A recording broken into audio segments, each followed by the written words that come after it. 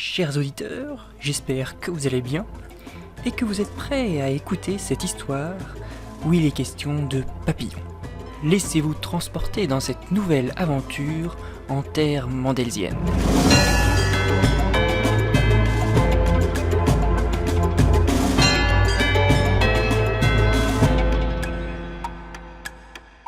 Cette fin d'année 2020 était particulièrement agitée partout dans le monde jazzy. La Mandelsie, où se déroulait cette aventure, ne dérogeait pas à la règle. Nous nous trouvions dans la capitale économique du pays, à Theide. Dans un petit bureau feutré du quartier de la gare, une petite troupe semblait préparer une opération qui pourrait changer le destin du pays. On trouvait parmi les protagonistes celle qui était la propriétaire des lieux, une grande jeune femme aux cheveux noirs, ayant à plusieurs reprises dirigé des États et des villes. Son nom était Justine de Salamille. Elle était entourée de 3 hommes qui l'écoutaient attentivement. Le premier n'était autre qu'Alfred Valamir, journaliste et explorateur bien connu en Mandelsie. Les 2 autres hommes étaient des militaires chevronnés. Le major Psaline, ancien officier rhodinien, travaillait désormais dans les services secrets de Madame de Salamille. Le colonel Teyel, ex-officier carnacien, avait été recruté par Justine il y a quelque temps pour une mission à haut risque.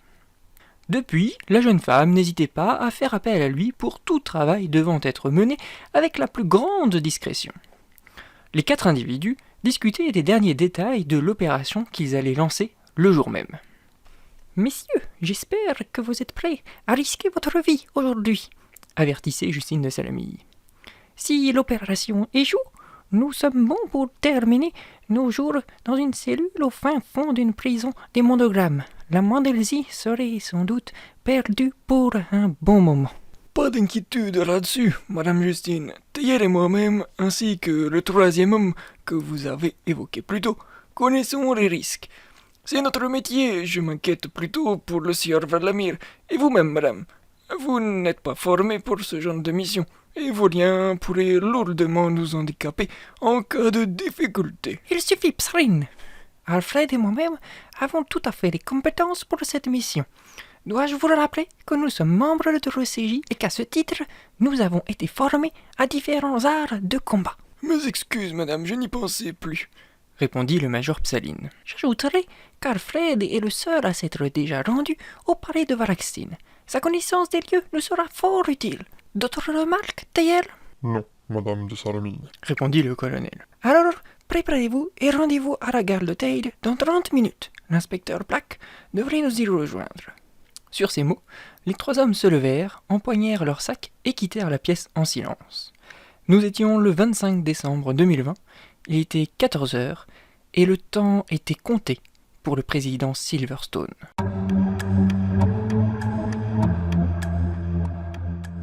La place de la gare de Theide était relativement déserte par ce grand soleil caractéristique des après-midi d'été de l'ouest mandelsien. Une légère brise venue de l'océan rendait néanmoins le temps tout à fait supportable. Au milieu de la place, un groupe avançait en direction de l'entrée de la gare. À l'opposé, un homme, grand, vêtu de noir et dont on ne pouvait distinguer le visage, semblait marcher dans leur direction. « Ah, voilà l'inspecteur Plaque !» lança Valamir à ses compagnons.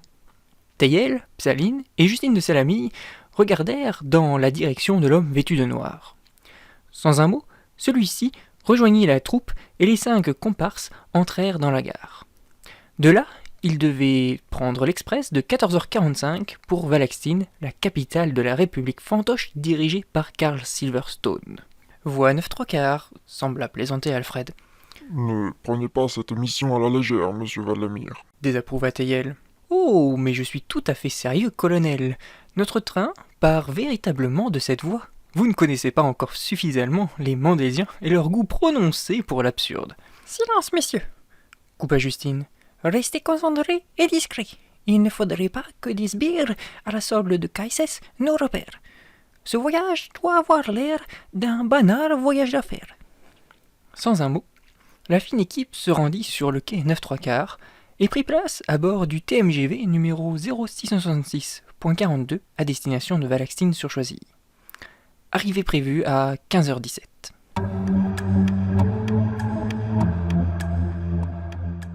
Le train filait à 320 km/h sur la ligne à grande vitesse reliant Teyde à Valaxine. Jour de Noël oblige, peu de passagers étaient montés à bord. En dehors des 5 individus mentionnés plus tôt, on comptait quelques diplomates et négociateurs revenant de Teyde où ils préparaient la scission des deux Mandelsi, laquelle devait avoir lieu une semaine plus tard, le 1er janvier 2021.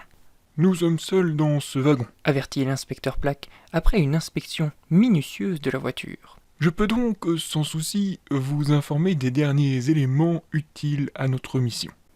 Nous vous écoutons, inspecteur. N'oubliez pas de parler comme à notre habitude, lui rappela Justine. Cette habitude était relativement simple. Il s'agissait d'un langage à moitié codé qu'utilisaient les membres de l'OCJ pour que, sous d'apparentes banales conversations, ils se transmettent des messages d'importance. Comme vous voudrez, madame. Répondit Plaque. Selon mes informations, le papillon devrait s'être posé dans l'épuisette. À nous donc de nous en saisir, d'endormir le papillon et de le ramener dans la bourriche qui assurera le voyage du retour jusqu'à Teyde. Cette bourriche sera-t-elle suffisamment sécurisée? Interrogea Théiel. Aucun souci là-dessus, des moucherons gravitant autour du papillon nous ont assuré que la bourriche d'évacuation sera la plus sûre de cette partie de la Mandelsi. Parfait, commenta Justine. Le reste du voyage se déroula comme il avait commencé, c'est-à-dire sans encombre.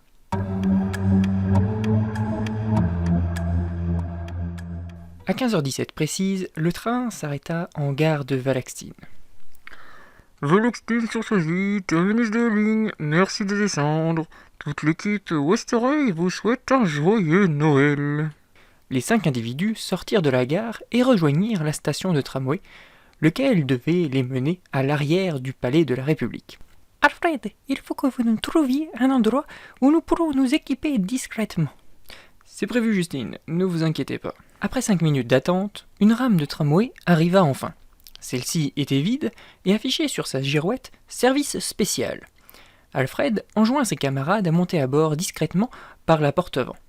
Heureusement, personne ne faisait attention à eux. « Auriez-vous détourné une rame, Alfred ?» interrogea Psaline.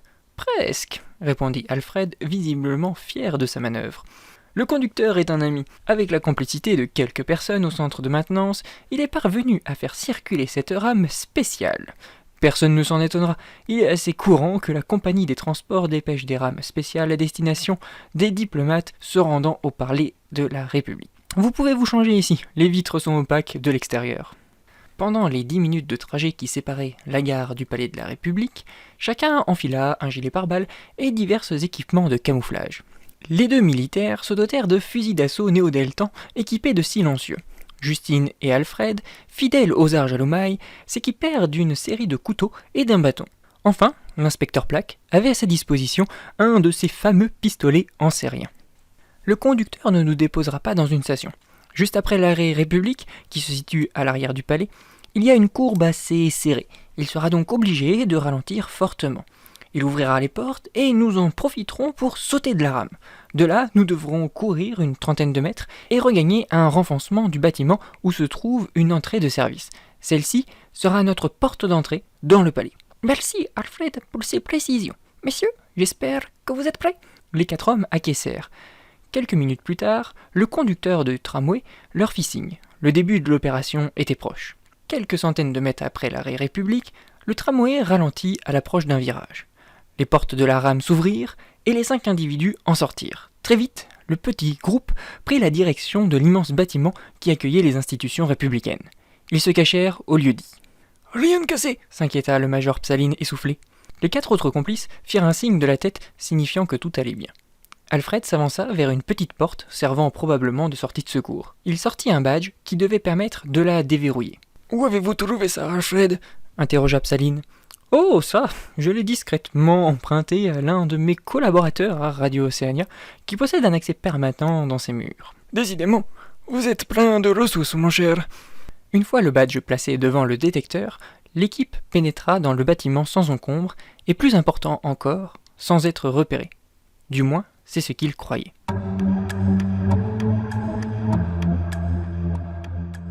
À l'intérieur du bâtiment, tout semblait calme. Les 5 compagnons avançaient prudemment le long des murs. Alfred les guidait vers un escalier de service, lequel leur permettrait d'atteindre le dernier étage du bâtiment où se trouvait le bureau de Carl Silverstone.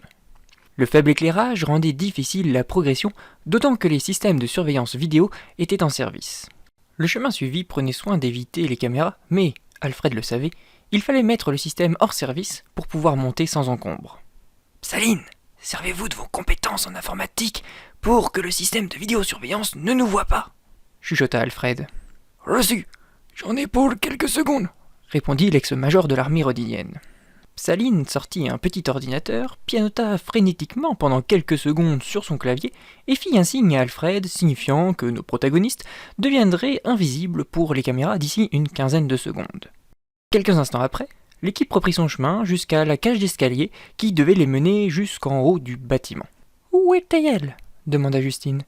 Les 3 hommes regardèrent autour d'eux. Personne. Le colonel Teyel avait disparu. « Ah, cet abruti de colonel nous a faussé compagnie, madame !»« Vous croyez que... » commença Valamir. « J'ai bien peur que notre équipe comprenne une taupe à la solde de KSS, madame. » « Allons, ne tirons pas de conclusions hâtives. Il s'agit néanmoins de redoubler de vigilance et de bien scruter nos arrières. » La tension était palpable. Gravir cet escalier était de loin la partie la plus risquée de cette mission. N'importe qui pouvait surgir de n'importe quel étage et donner l'alerte. Ajoutez à cela le fait qu'un des membres de la troupe avait disparu et pouvait potentiellement avoir alerté les responsables du bâtiment, voire KSS lui-même. Pas à pas, marche après marche, les 4 comparses avançaient, prudemment, scrutant chaque palier, écoutant chaque bruit, mesurant chaque mouvement. Finalement, au bout d'une vingtaine de minutes d'ascension, ils atteignirent le dernier étage. Alfred entr'ouvrit légèrement la porte qui donnait sur le couloir et aperçut 2 hommes lourdement armés au milieu de celui-ci. « Visiblement, nous ne sommes pas attendus. Seule la garde rapprochée habituelle de KSS semble présente dans le couloir. »« Saline, vous pouvez vous en charger ?»« Oui, madame. Avec les balles spéciales que j'ai là, ils vont dormir pour au moins 24 heures. » « Tant que c'est propre, ça me va. » Alfred entr'ouvrit de nouveau la porte et Psaline y glissa son fusil. Il tira très rapidement 2 coups, chacun d'eux atteignant l'un des 2 colosses qui montaient la garde. Ceux-ci s'effondrèrent, Valamir et Plaque se précipitèrent sur eux afin d'amortir leur chute. Après les avoir déposés délicatement, la fine équipe se retrouvait devant le bureau de Carl Silverstone. « Messieurs, l'opération Papillon est proche du but. » Justine ouvrit délicatement la porte du bureau de KSS. Les 4 compères entrèrent tour à tour, découvrant une immense pièce au bout de laquelle se trouvait le bureau du président. De cet emplacement, on avait une vue magnifique sur les jardins du palais. Un homme les contemplait d'ailleurs. Assis sur son fauteuil, il tournait le dos aux nouveaux arrivants. « Je vous attendais, » déclara le président Silverstone.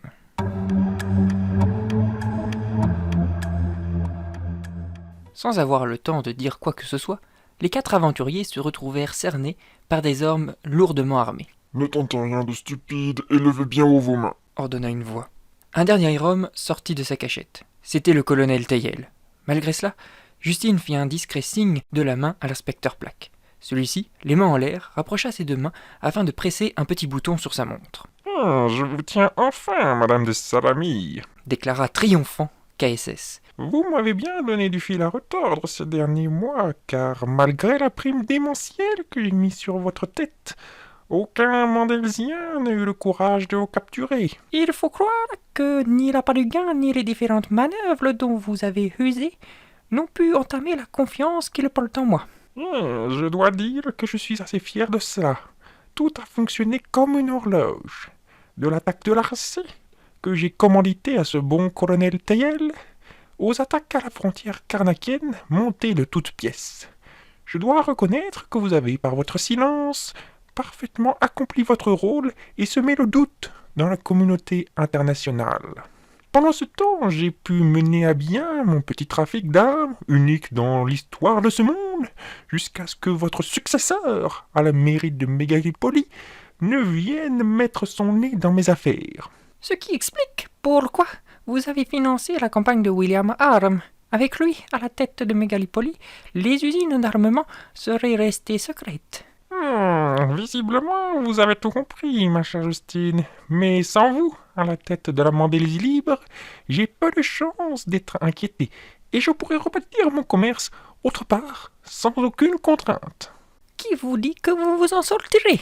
Sur ces mots, tout s'accéléra. Justine baissa les mains, sortit un couteau, désarma et blessa plusieurs gardes. Valamir fit de même, tandis que Psaline récupérait son fusil doté de ses balles spéciales. Plaque fonça sur Teyel, qui était visiblement le commandant de cette petite troupe.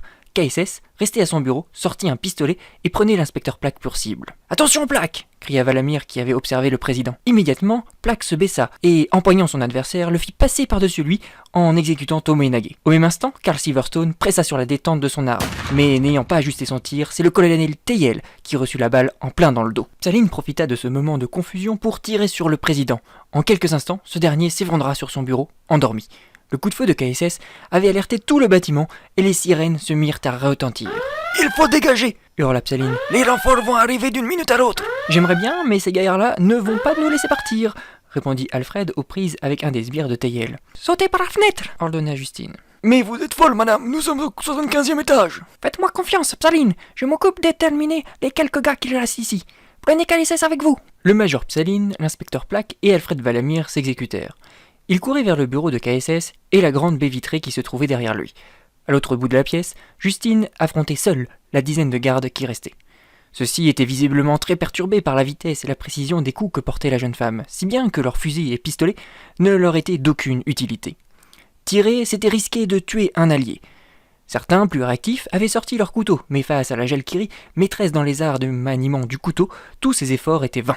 En moins de 2 minutes, tous les hommes qui s'opposaient à Justine étaient à terre, assommés, blessés, mais bien vivants. La jeune femme prit soin de neutraliser leurs armes avant de rejoindre ses compagnons, qui avaient profité de ce moment pour solidement ligoter KSS et briser la vitre.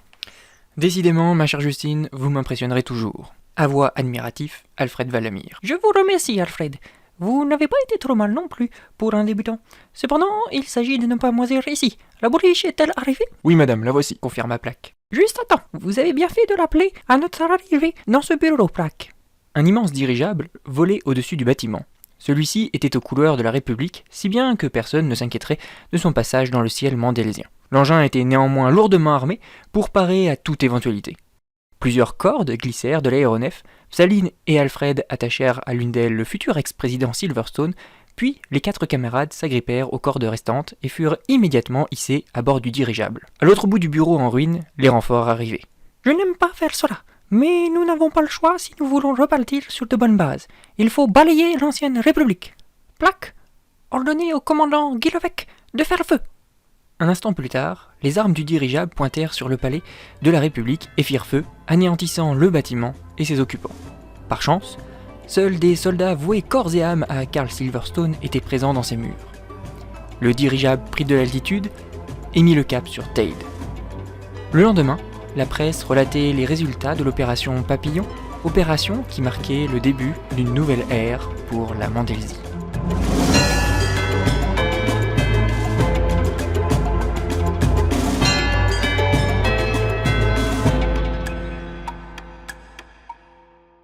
Ainsi s'achève cette première Valamir Story.